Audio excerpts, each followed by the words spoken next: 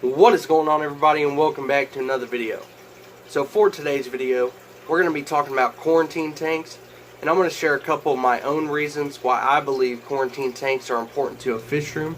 And also, I'm going to show you a new quarantine tank system that I have implemented into my own fish room, and I definitely want to get some feedback from you guys and let me know how you think this system is going to work. So as I slowly got fish for the breeding rack, which is this rack right here, it's full of 10-gallon tanks. As I was getting fish for them, I was able to treat the tanks and the fish directly in their new homes. But because we have fish that are completely filled in the rack now, any new fish that I bring in and want to add to this racking system, I'm going to have to treat directly in my new quarantine setup. And that's what I'm going to show you today. I found a new way to set up a quarantine tank for cheap, and I'm going to share that with you guys right now. Alright, so here is the new quarantine setup. As you can see, I already got my airline hoses ran, and I actually had these before I actually got this tote, and I just put a little pea gravel in the bottom, and I've already washed it out. That's why you see the little water droplets. And I encourage everybody who goes and gets one of these totes to use as even a tank, like a breeding tank or a quarantine tank.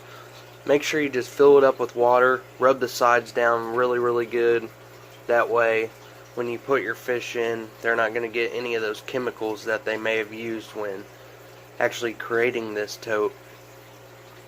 If we come over here,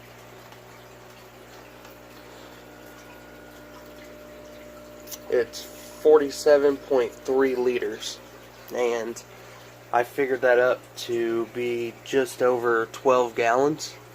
So we actually have a bigger body of water than the 10 gallon. And we're going to be running double sponge filters.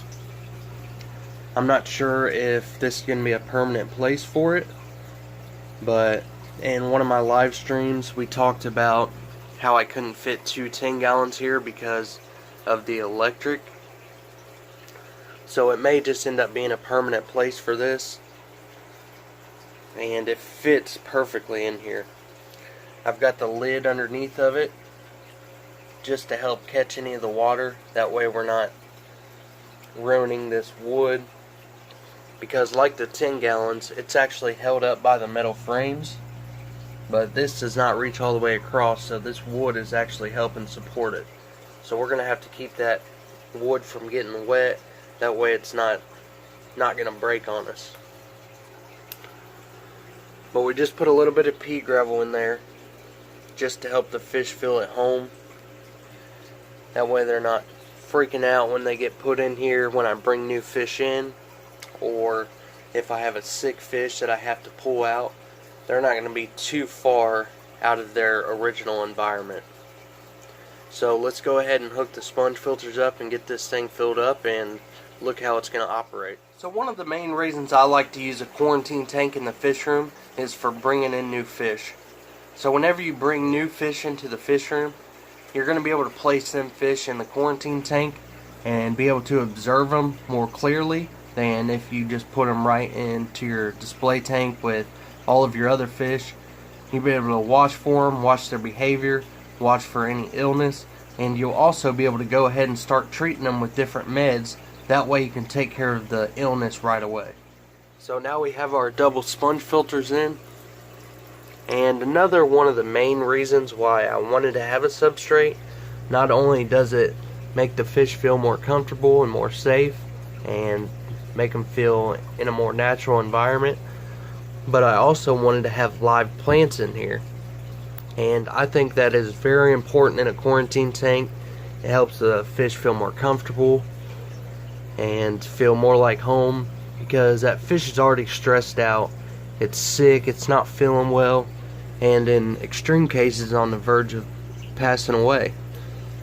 So anything you can do to help that fish feel more comfortable and feel like they're in their own natural environment will greatly help. And in my experience, this has helped with my quarantine success. I have quarantine fish in both bear tanks and a more natural tank, and I have a better success rate in a more natural tank. So I highly suggest this.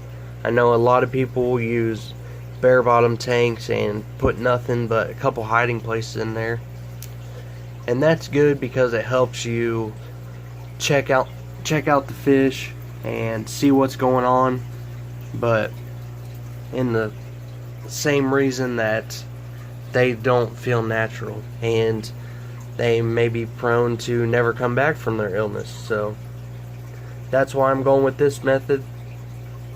Let me know what you guys think of this quarantine setup. And I'm still going to need to get a light. I measured this across right here in the middle from handle to handle. It's about 23 inches.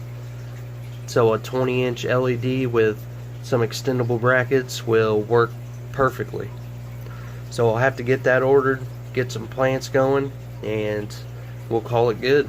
Another reason I like to use a quarantine tank in the fish room is if you have a fish that ends up sick, you're going to be able to pull that fish out and treat them directly instead of having to treat your entire tank. If you have a bigger size tank, then those meds can become really expensive to have to treat that entire tank. That way we can pull that fish out, spend less money on meds, and be able to observe that fish directly and get that illness or disease, whatever that fish has come down with, taken care of. So there it is. That's the new quarantine system. Let me know what you guys think down in the comments below. I know we talked a little bit about it in my last live stream, how I was going to set up a quarantine tank in that spot, but now that we've actually got it, I want to know what you guys think. And the question of the day is, do you guys use a quarantine method? And if so, what size is that actual tank? Let me know down in the comments so I can feature your comment and your channel in one of my upcoming videos. So the question of the day comment and shout out from last video goes out to River Life. He said that his current largest tank is a 300-gallon stocked with koi. That sounds like an amazing tank, and I would definitely love to see something like that in person. If you don't know who River Life is, definitely go check him out. He's an awesome creator. He's one of the co-founders of the Team Green Alliance group on Facebook that a lot of us small fish tubers are joining to get some help, get some knowledge to help grow our channels and grow as fish keepers. So if you're a small fish tuber, definitely go check that out. Definitely go check out his channel.